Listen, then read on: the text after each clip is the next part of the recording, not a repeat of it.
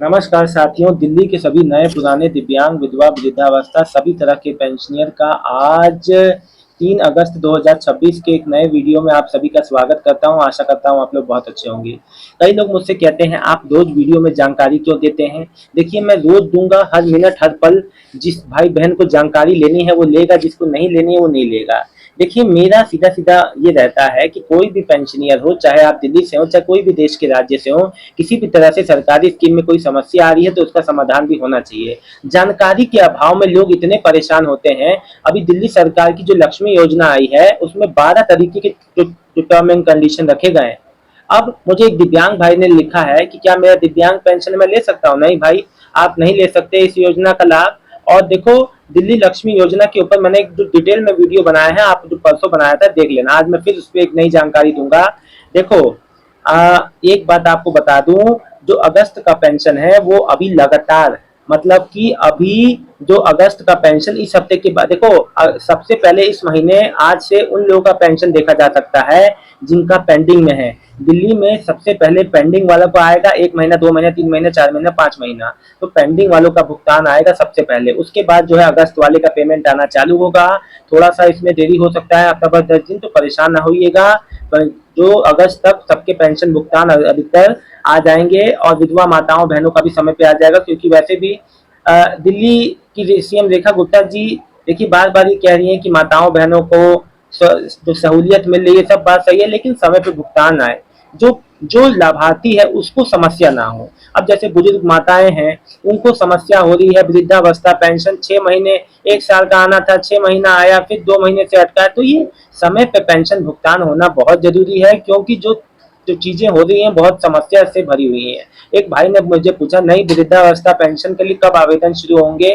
देखिए, अभी कोई सरकार की इस पे अभी कोई मंशा नहीं है, ना पेंशन बढ़ाने को लेकर सरकार की अभी कोई मंशा साफ हो पा रही है। जैसे भी जहां से भी कोई अपडेट आएगा मैं आपको जरूर बताऊंगा, लेकिन फिलहाल गवर्नमेंट की अभी इसमें कोई मंशा नहीं है, और ये कब तक बढ़ेगी इसमें कोई भी अभी जानकारी नहीं दी जा सकती, क्योंकि जानकारी अभी आई नहीं है। तो थोड़ा वेट कीजिए, जो भी बात होगी खुद से मैं आपको बता दूंगा। तो अभी जितने भी पेंडिंग वाले हैं इस हफ्ते तक उनका पेंशन आ सकता है। एकदम निश्चिंत रहिए, एक एक का भुगतान आपका आने वाला है। मेरे पास देखिए आप सबके हर तरह के कमेंट आते हैं आपकी पेंशन समस्या को लेके। देखिए, एक बात आपको बता दूं, पेंशन जो है, आप लोग की पेंशन जो भुगतान होता है वो कई, देखो मैं कुछ आपको स्टेप बता रहा हूँ। ये ऐसे स्टेप हैं, देखो आपकी जो पेंशन है इन सारे स्टेप से, देखो जो भी आप लोग का, जैसे दिल्ली ई डिस्ट्रिक्ट पोर्टल हो, आधार हो, यूआईडीएआई हो, एनपीसीआई हो, पीएफएमएस हो, बैंक हो, डीबीटी सिस्टम हो, एनआईसी सर्वर हो, जो ये जो जितने मैंने नाम गिनाए ये सब आपकी पेंशन आपके खाते तक पहुंचाने में मदद करते हैं। और जैसे विभाग में अभी ऑडिट चल रहा है, फिर हर साल वेरिफिकेशन हो रहे हैं, और इस बार तो जब से नई गवर्नमेंट आई तब से वेरिफिकेशन तो रुके ही नहीं है। अगर इतने, जब मुझे बात ये समझ में नहीं आ रही है कि जब विधवा माताओं बहनों का नाम जो 64,000 नाम कटे थे, फिर उसमें से जो 53,000 नामों को बहाल कर दिया गया, तो ये बात समझ में नहीं आया। जब अपात्र थे तो उनको लिस्ट से बाहर किया गया, फिर लिस्ट में जोड़ा गया। जब कोई अपात्र था तो या तो वेरिफिकेशन में इतनी लोग की 1-1 साल से पेंशन रुकी, उन लोग को समस्या हुई।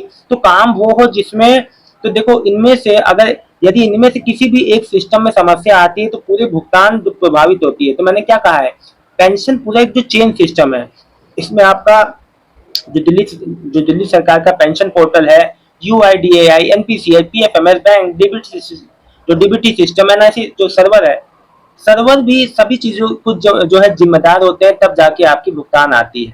तो जब कोई भी सिस्टम में कहीं से भी समस्या होगी तो भुगतान प्रभावित होता है। इसके लिए बिल्कुल भी परेशान ना हो। देखो, जो भी बात अभी तक था समस्या, अब ये नया महीना है, ऑडिट भी विभाग में हो चुका है, वेरिफिकेशन भी, देखो देखो जो वेरिफिकेशन कहा गया था दिल्ली सरकार घर घर जाके जो बायोमेट्रिक जो करेगी, पिछले साल से ये बात सुन रहा हूँ, अभी तक वो शुरू नहीं हो पाया। कब शुरू होगा नहीं पता।